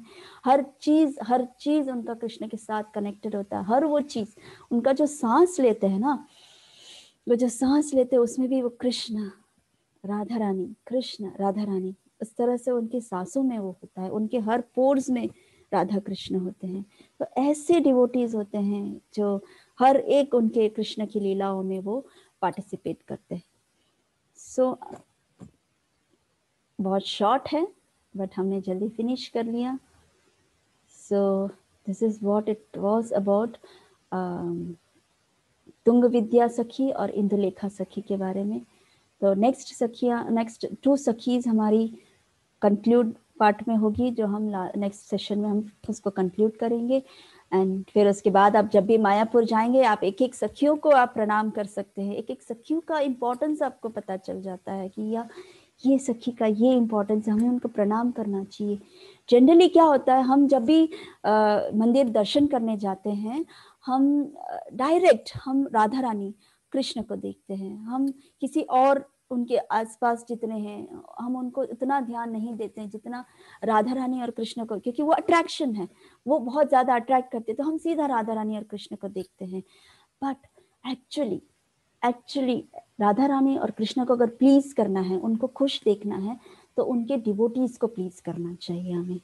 उनके डिवोटीज इतने इम्पोर्टेंट हैं कि डिवोटीज के बिना हम डायरेक्ट राधा और कृष्ण को नहीं अप्रोच कर सकते। मैं आपको मेरी एक कॉन्फिडेंशियल चीज़ है, जो सीक्रेट चीज़ है, जो मैंने आज तक किसी के साथ भी शेयर नहीं किया, किसी के साथ भी नहीं, वो मैं शायद मे भी बहुत क्लोज मेरे मतलब प्रभु जी के साथ मैंने शेयर किया, उसको छोड़ के एक क्लोज फ्रेंड के साथ मैंने शेयर किया है। उसके अलावा मैं आज आप लोगों के साथ शेयर कर रही हूँ। Okay, and it's really meaningful जो मैं आपको बताना चाहती हूँ। ऐसा है कि आई वॉज स्लीपिंग, तो मुझे मैं जनरली क्या करती हूँ, जब भी मैं राधा श्याम सुंदर के मंदिर में जब भी जाती हूँ, मैं सीधा गौरनिताई का दर्शन करती हूँ। कृष्ण बलराम, वहाँ गौरनिताई का ऑल्टर है, कृष्ण बलराम का ऑल्टर है। जो नए भक्त हैं उनको नहीं पता है, इसके लिए मैं उनको समझा रही हूँ कि फर्स्ट ऑल्टर, थ्री ऑल्टर्स होते हैं मंदिर में जाते हैं। फर्स्ट ऑल्टर गौरनिताई का होता है, सेकेंड ऑल्टर कृष्ण बलराम का, and third altar Lalita Vishakha Radha Shyam Sundar, इस तरह के ऑल्टर्स होते हैं। तो मैं इमीडिएटली गौरनिताई को प्रणाम करती थी, कृष्ण बलराम को प्रणाम करती थी, और इमीडिएटली मैं राधा श्याम सुंदर को देखती थी, और कंटिन्यूसली मैं राधा श्याम सुंदर पे फोकस करती थी। तो काफी महीनों तक मेरा ये चला। एक बार क्या हुआ, I was just sleeping at night and immediately I got a dream. मुझे एक सपना आया, एंड उस सपने में व्हाट आई एम सीइंग कि एक फॉरेस्ट है, बहुत सुंदर फॉरेस्ट है। उस फॉरेस्ट में मैं किसी फ्रेंड के साथ मैं ऐसे वहीं पर से जा रही होती हूँ, मुझे मंदिर जाना होता है। सो मुझे आज भी वो सपना बहुत ही क्लियरली याद है। क्योंकि वो मैसेज, उसमें एक मैसेज था जो मैं आपके साथ शेयर कर रही हूँ। तो मैं उस वनों में जाती हूँ, और वो वन इतना सुंदर होता है कि मैं उस वन से पास होकर मेरी फ्रेंड के साथ मैं उस मंदिर में जाना चाहती थी। तो अचानक मैं वहाँ क्या देखती हूँ, राधा रानी को देखती हूँ। कौन सी राधा रानी? जो वृंदावन में जो राधा रानी है, आप सबने आप जो दर्शन करने आ चुके हैं राधा रानी को, उस राधा रानी को मैं देखती हूँ। वो राधा रानी इतनी सुंदर, उसने हार पहने हुए होते, बहुत सुंदर फ्लावर्स के हार पहने हुए होते हैं। ओढ़नी बहुत ही, उनकी जो चुनरी होती है वो बहुत ही शाइनिंग ओढ़नी होती है। इतनी बड़ी बाली पहनती हैं वो, नेकलेस, कॉलर वाला नेकलेस पहना होता है, बहुत सुंदर लगती हैं वो, बहुत सुंदर। तो मैं जब जैसे ही देखती हूँ मेरे पास में खड़ी रहती हैं, और इस तरफ मेरे पास में दूसरी मेरी एक फ्रेंड खड़ी रहती है। तो मैं देखती हूँ राधा रानी, तो मैं इमीडिएटली मेरी फ्रेंड को बोलती हूँ कि अरे देख, राधा रानी आई है इस वन में करके।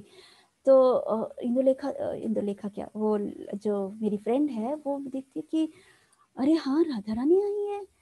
तो राधा रानी जो है वो मुझे देखती हैं, स्माइल देती हैं, एंड देन वो मेरी फ्रेंड को देखती हैं, और मेरी फ्रेंड को देखकर बोलती है कि तुम दोनों मंदिर जा रहे हो ना? तो मैंने बोला हाँ, हम दोनों मंदिर जा रहे हैं करके। तो तुम मंदिर में किसको देखती हो सबसे पहले? तो मुझे इमीडिएटली राधा श्याम सुंदर ही याद आते हैं। तो मैं उनको बोलती हूँ कि मैं राधा श्याम सुंदर को पहले मैं श्याम सुंदर को देखती हूँ, क्योंकि श्याम सुंदर बहुत अट्रैक्टिव हैं।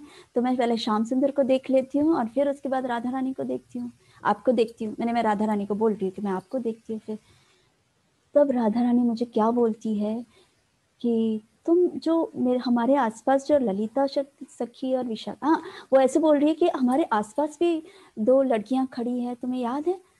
तो बोले कि हाँ, ललिता विशाखा। बोले तुम उनका दर्शन नहीं करती हो? तब मुझे स्ट्राइक होता है कि हाँ, कि मैं उनको तो कभी देखती ही नहीं हूँ।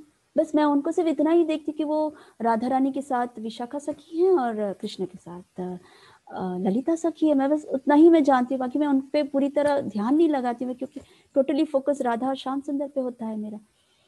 तब राधा रानी पर्सनली उसने बोला मुझे, उन्होंने कहा कि तुम ललिता विशाखा को भी प्रणाम करो करके। And that was really amazing. Immediately मैं आंख खोल देती हूँ, एंड देन उस दिन से लेकर आज तक सबसे पहले मैं प्रणाम करती हूँ ललिता सखी और विशाखा सखी को, एंड देन फिर मैं राधा रानी को देखती हूँ, एंड देन फिर कृष्ण को देखती हूँ। कहने का तात्पर्य ये है कि ये मैसेज जो है, इट्स नॉट बिकॉज कि मेरे सपने में राधा रानी आई या विशाखा सखी है, ऐसा नहीं, इट्स नथिंग। मैं बहुत ही इनसिग्निफिकेंट हूँ, मेरी कोई वैल्यू नहीं है, बट मैसेज क्या है, इम्पोर्टेंट इज द मैसेज। कि मैसेज ये है कि हम जनरली जाते हैं तो सबसे पहले हम डिटीज पे फोकस करते हैं कि हो राधा रानी, हो श्याम सुंदर। नो, हमें सबसे पहले उनके जो डिवोटीज, उनकी जो बहुत ही प्रिय डिवोटीज हैं, उनको प्रणाम करना चाहिए। जैसे ये अष्ट सखियां हैं, अष्ट सखियों को हम जो भी ऑल्टर में है, अष्ट सखियां हैं तो अष्ट सखियों को प्रणाम करना चाहिए, एक एक अष्ट सखियों को प्रणाम करना चाहिए, उनसे प्रार्थना करना चाहिए कि आपके बिना हमें राधा रानी और कृष्ण नहीं मिलेंगे। वो तभी हम पर कृपा करेंगे जब आप हम पर कृपा करेंगे। वो प्रेयर्स होनी चाहिए हमें। हमने अभी तक देखा कि अष्ट सखियों में सभी प्रेयर्स हमने क्यों किया, हमने राधा रानी को ये किया कि देखो राधा रानी, हम पहले आपकी सखियों को प्रणाम करते हैं ताकि आपकी कृपा हम पर बरसे बरसे, हम आपकी नजर हम पर आए और हम पर आप कृपा करें। क्यों? क्योंकि राधा रानी प्रसन्न होती है कि जब हम उनके डिवोटीज को, उनके प्रिय डिवोटीज को सबसे ज्यादा हम उनको प्रे करें, उनको उनको ग्लोरीफाई करें। आप देखो ना, जैसे फॉर एग्जाम्पल हमारे माता पिता हैं, और हमारे मम्मी पापा को हम सबसे ज़्यादा प्रेम करते हैं, प्यार करते हैं। उसमें आपके पापा आपको सब कुछ देते हैं, राइट? आपके पापा आपको सब कुछ ला कर देते हैं, सब कुछ ला कर देते हैं। आपकी मम्मी भी उतनी प्रिय है, लेकिन आप कंटिन्यूसली मम्मी को ग्लोरीफाई करते हो कि मम्मी आप इतना अच्छा खाना बनाते हो, आप ये करते हो, आप वो करते हो, आप वो करते हो, आप ये। पापा माइंड नहीं करेंगे क्योंकि आप मम्मी को ही ग्लोरीफाई करते हो। लेकिन मम्मी को ये लगता होगा कि अरे एक शब्द भी वो पापा को थैंक्स बोल दे, क्योंकि पापा की वजह से तो ये सब वो घर पे चीज़ें लाते हैं तो मैं बनाती हूँ, और वो बनाती हूँ तब आप लोग खाते हैं। लेकिन एक बार तो पापा को ग्लोरीफाई कर लो, एक बार तो पापा को ग्लोरीफाई कर लो। वो अंदर से, माँ बोलती नहीं है, मम्मी बोलती नहीं है, लेकिन वो उसको अंदर रहता है कि ओ ये सब चीज़ें तो वही तो लेते हैं, उनकी वजह से ही तो हम हैं, नहीं तो हमें कहाँ से ये सब मिलेगा। ऐसे माँ जो है वो अंदर से इच्छा रखती है। उसी तरह जो राधा रानी और कृष्ण जो हैं, वो यही चाहते हैं कि इनको भी तो ग्लोरीफाई करो, ये भी बहुत ही इम्पोर्टेंट है मेरे लिए, इनके बिना ये हैं तो हमारी ये कितनी सेवाएं करती है हमारी। तो उस तरह का एक उनको भी अच्छा लगता है। तो इसीलिए जनरली प्रभुपाद बोलते हैं कि डिवोटीज को पहले रिस्पेक्ट करना सीखो। डिवोटीज को रिस्पेक्ट करेंगे तो ऑटोमेटिकली कृष्ण राधा रानी प्लीज्ड होंगे। गुरु, हमारे गुरु जो है, हम गुरु को प्रणाम करते हैं। क्यों पहले गुरु को प्रणाम करते हैं? ओम अज्ञानतिमिरन्धस्य ज्ञानांजन शलाकया। देखो उसमें अंजन आता है, ज्ञान अंजना। अंजना मतलब हमारे आंखों में वो अंजन लगाते हैं। किस तरह का अंजन लगाते हैं? भक्ति का अंजन लगाते हैं। जब वो भक्ति का अंजन लगाते हैं तब हमें वो भक्ति मिलेगी ना, ऐसे ही तो हमें भक्ति नहीं मिलेगी। हमें गुरु की कृपा होगी तब हमें कृष्ण प्रेम मिलेगा ना, नहीं तो हमें कृष्ण प्रेम कैसे होगा, हमें कृष्ण प्रेम कैसे मिलेगा? और वो गुरु कैसे गुरु हैं? वो एक बहुत अच्छे भक्त हैं, बहुत ही जिनका गोल ही कृष्ण भक्ति है। ऐसे गुरु को हम प्रणाम करते रहते हैं, ताकि गुरु हमें जब आशीर्वाद दे, सैंक्शन करते हैं गुरु कि हाँ ये डिवोटी परफेक्ट है, तब कृष्ण वहां देखा बिना, राधा रानी देखा बिना सैंक्शन कर देती। ओ ओके, चलो इन्होंने बोला, ये गुरु ने बोला है कि ये सैंक्शन है, सैंक्शन, इसको कृष्ण भक्ति दे दो। उस तरह से हमें कृष्ण प्रेम मिलता है। हमारे माता पिता, हमारे पेरेंट्स के वजह से हम कृष्ण भक्ति में हैं। हमारे पेरेंट्स हमें कृष्ण प्रसाद खिलाते हैं, हम कृष्ण भक्ति में हैं। हमें वो हर सर्विसेज, हर चीजें वो प्रोवाइड करते हैं हमारे पेरेंट्स, जिसके वजह से हम आराम से हम अपने लाइफ जीते हैं। किसकी वजह से? पेरेंट्स की वजह से। वो पेरेंट्स कौन है? डिवोटीज है, जिनका नित्य गोल रहता है कृष्ण भक्ति। वो हमेशा चाहते कि कृष्ण भक्ति करे और हमारे बच्चे भी कृष्ण भक्ति में आ जाए, ताकि इसी जन्म में वो कृष्ण के साथ कनेक्ट हो जाए और जन्म मृत्यु के उस चक्रव्यूह में ना फंसकर डायरेक्ट गोलोक धाम जाए। वो है पेरेंट्स। तो ऐसे पेरेंट्स को हमें सबसे पहले उनको बार बार थैंक्स बोलना चाहिए, बार बार उनको ये करना चाहिए, थैंक्स बोलना चाहिए, क्योंकि उन्होंने हमें कृष्ण दिया है, उनके वजह से हम कृष्ण हैं। हम देखते हैं, मैं आपके साथ शेयर करूं कि मेरी एक फ्रेंड है जिनकी मेरी एज की है, उनका बहुत बड़ा बेटा है। उनका बेटा बहुत ही, बच्चे दो, एक लड़का एक लड़की हैं, और दोनों बहुत अच्छे बच्चे हैं। लेकिन अचानक आजकल मोबाइल्स के बहुत ज़्यादा मार्केटिंग है और बहुत ज़्यादा इन्फ्लुएंस है, तो मोबाइल्स के वजह से बच्चे टोटली पेरेंट्स को भूल जाते हैं और मोबाइल्स पे फोकस करते हैं। मोबाइल में पढ़ाई तो होती है, लेकिन साथ में गेम्स और बहुत सारी चीज़ें भी, उसमें बहुत सारी चीज़ें होती हैं, तो मोबाइल्स के साथ अट्रैक्ट हो जाते हैं। अट्रैक्ट होते होते वो पेरेंट्स के साथ अटैचमेंट धीरे धीरे उसका मिस हो जाता है, और धीरे धीरे जैसे जैसे मिस होने लगता है, वो उसको कृष्ण के प्रति प्रेम कम हो जाता है, क्योंकि वो अट्रैक्ट सबसे ज्यादा वो माइंड के कहाँ पर अप्लाई करता है? मोबाइल पे अप्लाई करता है ना। मोबाइल पे जब अप्लाई करे तो कृष्ण की तरफ उसका ध्यान कहाँ होगा? चैंटिंग पे कहाँ उसका ध्यान रहेगा? ध्यान चैंटिंग पे नहीं हो सकता है, क्योंकि उसका कंटिन्यूसली मोबाइल पे ध्यान है। एक्सेप्ट आजकल अभी ये कोरोना की वजह से हम ज्यादा उसमें, हमें जबरदस्ती उसमें रहना पड़ता है, बिकॉज हमारे सब स्कूलिंग्स उसी में होता है। बट अपार्ट फ्रॉम दैट बच्चे सब टोटली मोबाइल्स के अंदर चिपक गए। तो मेरी फ्रेंड की जो बेटा है वो पूरी तरह मोबाइल, उनकी लड़की भी है, उनकी बेटी भी मोबाइल में रहती है, बट वो लिमिटेड रखती है। उस अपने आप को फिक्स कर दिया था उसने कि नहीं, इसके बीच में से ज़्यादा मैं उस मोबाइल को टच नहीं करूँगी, क्योंकि उसका फोकस रहता था कृष्ण के लिए। वो कृष्ण की सेवा किस तरह से करती थी, अपने डीटीज के घर पे ऑफरिंग करना, भगवान को ऑफरिंग करना, उसकी मदर को हेल्प करना, उस तरह से वो सेवा देती थी। लेकिन जो लड़का था वो बिल्कुल भटक गया था। वो जो था वो हमेशा गेम्स में रहता था, हमेशा पढ़ाई करता था, ऐसे नहीं कि नहीं करता था, लेकिन पढ़ाई के साथ इमीडिएटली वो फ्रेश होने के लिए गेम्स की तरफ उसका आकर्षित, धीरे धीरे धीरे धीरे उसके जो पढ़ाई से ज़्यादा गेम्स पे उसका अट्रैक्शन ज़्यादा बढ़ने लग गए। एंड देन वो धीरे धीरे वो पेरेंट्स से दूर होने लगा, उसके लिए जो प्रेम है पेरेंट्स के लिए वो दूर हो गया, कृष्ण के प्रति दूर हो गया। तो पेरेंट्स उसको ऑब्वियसली बोलेंगे कि क्या हो रहा है बेटा, तुम कृष्ण की तरफ ध्यान नहीं देते हो, तुम चैंटिंग ठीक से नहीं कर रहे हो, करके तुम्हें चैंटिंग करना चाहिए, तुम्हें सुबह उठना चाहिए। सुबह उठ नहीं पाता है क्योंकि देर देर तक वो गेम्स के साथ उसका अटैचमेंट ज़्यादा होता है। एंड देन फिर धीरे धीरे धीरे उसके पेरेंट्स उसको बोलने लग गए, तो उसे अच्छा नहीं लगा, पेरेंट्स बोलने लग गए तो वो पेरेंट्स के साथ गुस्सा करने लगा, वो पेरेंट्स को उल्टी सुल्टी बातें करने लगा। पहली बात, पेरेंट्स डिवोटीज हैं, उसको ये समझ में नहीं आया कि उसने वैष्णव अपराध किया। कृष्ण को उनके डिवोटीज के प्रति कोई भी कुछ भी बोले उन्हें बर्दाश्त नहीं होता। बाकी सब आप करो, बाकी सब कोई प्रॉब्लम नहीं, कुछ सिंस हो जाता है आपसे, कुछ ऐसे वैसे पाप हो जाता है, कोई बात नहीं। लेकिन जब भक्तों के प्रति, वो भक्त जो कृष्ण का नाम लेते हैं, वो भक्त जो कृष्ण की सेवा करते हैं, दिन रात कृष्ण के लिए कमाते, कृष्ण के लिए सेवा करते, आपको कृष्ण भक्ति में लाते हैं, उनका गोल ही कृष्ण होता है, ऐसे भक्त पेरेंट्स को जब कोई बुरी तरह बोलता है या बुरी तरह उनके साथ व्यवहार करता है, ऐसे कृष्ण क्या उसे बर्दाश्त करेंगे? नहीं। उसके लाइफ में प्रॉब्लम शुरू हो जाती हैं, चाहे वो छोटा हो। फिर भी जब पेरेंट्स समझाते हैं वो नहीं समझा, तो वो लड़का का भी यही प्रॉब्लम था, उसने वैष्णव अपराध करना शुरू कर दिया। उसने पेरेंट्स, उसकी मम्मी को, उसके पापा को वो डांटने लगा, ये क्या है, वो क्या है। उसको कृष्ण के लिए जो प्रेम था वो धीरे धीरे धीरे धीरे वैनिश होने लगा, लुप्त होने लगा। वो गलत चीजों की तरफ उसका ध्यान भटकने लगा।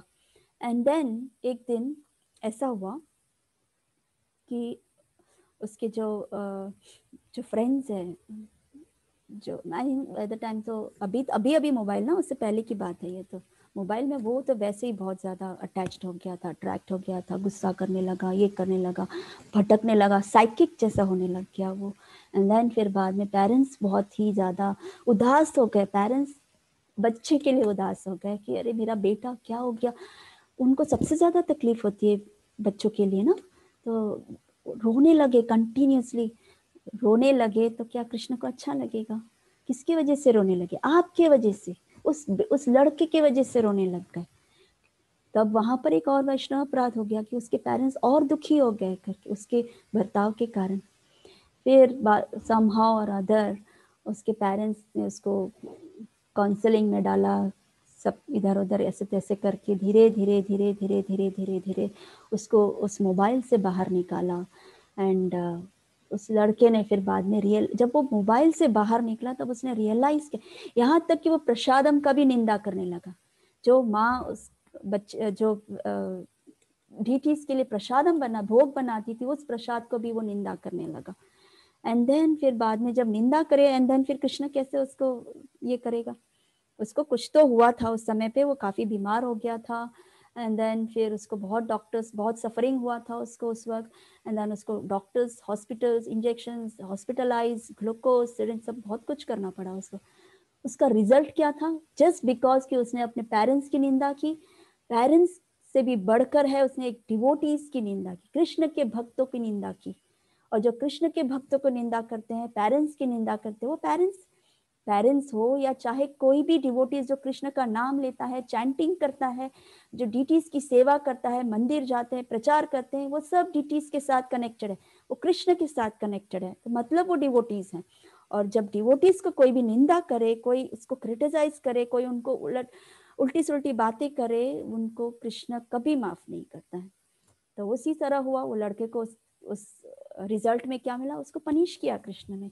एंड देन उस दौरान उसको रियलाइज हुआ कि मैंने अपने पेरेंट्स की निंदा की, मैंने अपने पेरेंट्स को बहुत उल्टी सुल्टी बातें की, उनकी रिस्पेक्ट नहीं की, वो हर बार हम मेरी अच्छाई के लिए, अच्छे के लिए बोलते थे, हम सुने नहीं, उसकी वजह से मुझे ये रिजल्ट भुगतना पड़ा। वो अपने पेरेंट्स के सामने जब वो ठीक हुआ, उसने देखा कि इतना मैंने अपने पेरेंट्स को बोला, फिर भी मेरे पेरेंट्स मुझसे इतना प्रेम करते हैं, इतना प्रेम करते हैं। उसके बाद वो उनके सामने गिड़गिड़ाया, उसने माफ़ी मांगी, उसने क्षमा याचना की, बोले कि अब मैं आपके साथ बहुत ही अच्छी तरह पेश आऊँगा। और फिर उसने मोबाइल सिर्फ उसी समय जब पढ़ाई होती है, पढ़ाई के रिलेटेड कुछ होता है तभी, उसके बाद उसने मोबाइल को उसके पेरेंट्स के कंट्रोल में हो गया था। एंड देन फिर आज वो बहुत अच्छा भक्त बन गया। वापस उसने अपने आप को पूरी तरह फोकस किया, चैंटिंग पे फोकस किया। मेन हमारा जो है वो चैंटिंग है, चैंटिंग पे फोकस करो तो ऑटोमेटिकली हमारा हृदय परिवर्तन होता है।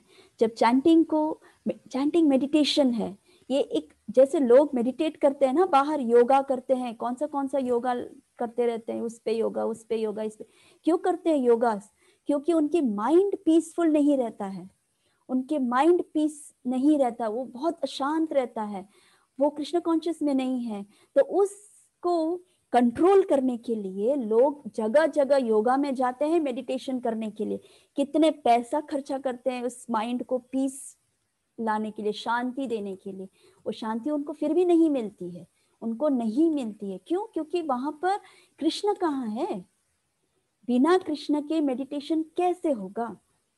पूरा सृष्टि बनाने वाला कृष्ण अगर आपके मेडिटेशन में नहीं हो तो वो मेडिटेशन शून्य है, बहुत बड़ा जीरो है। उनको शांति नहीं मिलती, उनको लगता है टाइम में कि हाँ मुझे तो बहुत अच्छा शांति फील हो रहा है। 2 दिन अगर वो मेडिटेशन नहीं करते हैं, 2 दिन वो अगर मेडिटेशन नहीं करते हैं, वो वापस डिप्रेशन में चले जाते हैं। वो लोग वापस डिप्रेशन में चले जाते हैं, वापस वो ये शून्य में चले जाते हैं। कहने का तात्पर्य है कि बिना कृष्ण के या बिना मेडिटेशन के हमारी लाइफ सक्सेस नहीं है। हमारे हर्डल्स, हमारे लाइफ में जो प्रॉब्लम्स आती हैं, वो प्रॉब्लम्स के कारण हम खुद हैं। हम दूसरों को ब्लेम नहीं कर सकते हैं, दूसरों को ब्लेम करना भी नहीं चाहिए, क्योंकि उस चीज का हम करते हैं, हम उसका रिजल्ट भुगतते हैं। सो उससे बचने के लिए हम चैंटिंग करते हैं।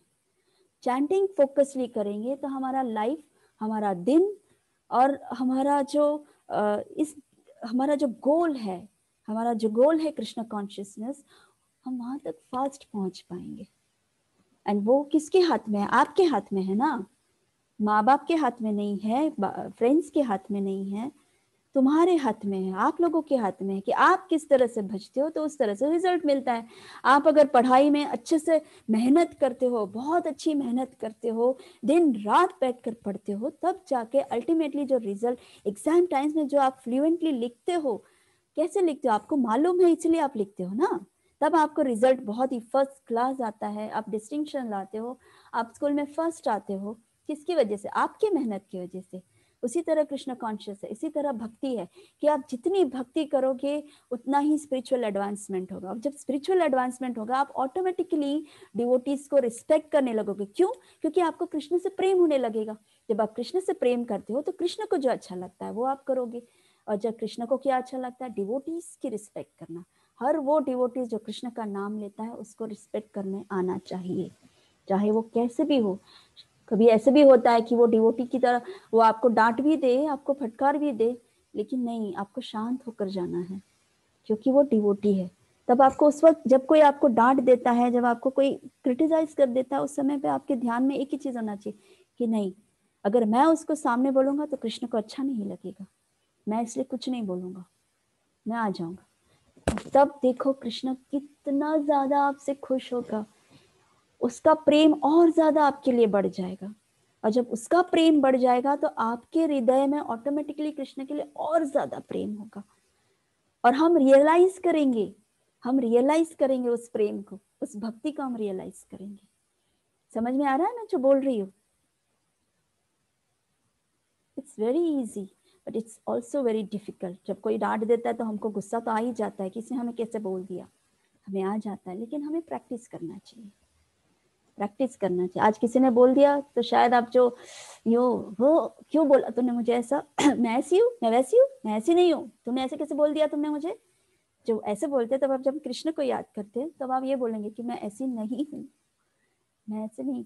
तो इमीडिएटली आपका जो वो होता है ना, जो जो इंटेंसिटी होता है वो रिड्यूस होने लगता है कि नहीं, ऐसा नहीं करना चाहिए। सो तात्पर्य यही है कि devotees, parents devotees, relatives devotees, जितने भी कृष्ण का नाम लेते वो सब डिवोटीज है। एज अ डिवोटी देखो, एंड पेरेंट्स के बिना हम कुछ भी नहीं है, हमारे पेरेंट्स के बिना हम कुछ भी नहीं है। सबसे पहले तो हम उन्हें प्रणाम करने चाहिए, हमें उनको हमेशा हमें थैंकफुल रहना चाहिए कि कृष्ण के वजह से हमें ऐसे अच्छे पेरेंट्स मिले हैं, जिसने हमें कृष्ण कॉन्शियसनेस दिया है, हमें कृष्ण दिया है। देखो मैं हम लोग मंदिर में जाते हैं, हम बहुत ऐसे कुछ कुछ ब्रह्मचारी, कुछ कुछ छोटे छोटे लड़के होते हैं जो पेरेंट्स को छोड़ के आ जाते हैं। क्यों पेरेंट्स को छोड़ के आ जाते हैं? क्योंकि पेरेंट्स उनको कृष्ण भक्ति में कृष्ण भक्ति करने नहीं देते हैं। वो करना चाहते हैं लेकिन वो कृष्ण भक्ति करने नहीं देते। हमें बोलते हैं कि तुम नौकरी जाओ, तुम इसमें जाओ, तुम मटेरियल चीजों के एंजॉय करो करके, लेकिन उसको एंजॉय नहीं करना होता। वो बोलता है कि नहीं, मुझे कृष्ण के पास जाना है, मुझे कृष्ण कृष्ण के साथ मेरा अटैचमेंट है, मुझे उसके साथ ही रहना है। लेकिन पेरेंट्स अलाउ नहीं करते। ऐसे भी पेरेंट्स है। उस कंपैरिजन में हमारे पेरेंट्स कितने अच्छे हैं कि हमें पुश करते हैं कि जाओ कृष्ण के पास जाओ, हम चाहते हैं कि आप जाओ करके। तो ऐसे पेरेंट्स के लिए हमें ऑलवेज थैंकफुल होना चाहिए। सभी बच्चों को थैंकफुल होना चाहिए ऐसे पेरेंट्स के लिए। बहुत ज्यादा डोज हो गया आज। सो तात्पर्य ये है कि डिवोटीज जो है बहुत ही इम्पोर्टेंट है। तो हम ललिता विशाखा डीटीज जो हमारे जो भी जैसे चैतन्य महाप्रभु है, नित्यानंद प्रभु है, निमाई निताय है, तो नित्यानंद प्रभु को पहले प्रे करना चाहिए। जहाँ पर निमाई निताय है वहाँ नित्यानंद प्रभु को प्रे करना चाहिए। हे नित्यानंद प्रभु, आपकी कृपा से ही हमें गौरांग महाप्रभु मिलेंगे, आपकी कृपा से ही हमें निमाई मिलेंगे, उनकी भक्ति मिलेगी। और निमाई निताय की भक्ति के कृपा से हमें राधा कृष्ण मिलेंगे। सो ये सब प्रोसेस है। हमारे गुरु बोलते हैं गुरु परंपरा से क्यों आते हैं, गुरु परंपरा क्यों होती है हमारी, हम क्यों गुरु परंपरा को हर बार रोज हम प्रणाम करते हैं? क्योंकि उनकी कृपा के बिना हमें कृष्ण नहीं मिलेंगे, राधा रानी नहीं मिलेगी। और हमारा गोल क्या है? कृष्ण और राधा रानी। हमें गोलोक धाम जाना है ना, गोलोक धाम जाने के लिए सैंक्शन कहाँ होनी चाहिए? राधा और कृष्ण का होना चाहिए। और वो किसके थ्रू मिलता है? गुरु भक्तों के द्वारा मिलता है, राइट? ठीक है, तो पेरेंट्स को रिस्पेक्ट करना सीखो, बहुत इंपॉर्टेंट है। ओके, सो मैं यहाँ क्विट करती हूँ। आप सभी का बहुत बहुत बहुत बहुत थैंक्स कि आप हमारी बात सुनते हो। आई होप कि आप उसको इम्प्लीमेंट भी करो। आई होप, मुझे नहीं पता कितने लोग इसको फॉलो करते हैं मेरी बातों को, लेकिन मैं चाहती हूँ कि आप लोग फॉलो करो, क्योंकि ये मेरे पॉकेट से या मेरे दिल से या मेरे मन से मैं नहीं निकालती। ये वो चीज़, ये वो बातें हैं जो हमारी गुरु परंपरा हमें बोलती है, कृष्ण बोलता है, भगवत गीता में बोलते हैं, जो हमें सिखाया जाता है, राइट? सो हमें ये सब फॉलो करना चाहिए, कोशिश करनी चाहिए। ये ओके, 4:15 हो गया। आप लोगों से, आप लोगों का बहुत बहुत धन्यवाद। और वांछा कल्पतरुभ्यश्च सबको बोलते हैं एक बार, एंड देन फिर हम यहाँ इस क्लास को विराम देते हैं। वांछा कल्पतरुभ्यश्च कृपा सिंधुभ्य एव च पतितानां पावनेभ्यो वैष्णवेभ्यो नमो नमः। अनंत कोटि वैष्णव वृंद की जय। ये वांछा कल्पतरुभ्यश्च भी डिवोटीज के लिए है, सभी नए भक्तों के लिए बोलती हूँ।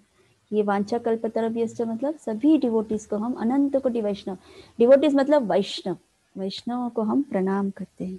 अनंत कोटि वैष्णव वृंद की जय। ओके, सबको हरे कृष्णा। अच्छा लगा आप लोगों को देखकर, गुड, वेरी गुड। हरे कृष्णा।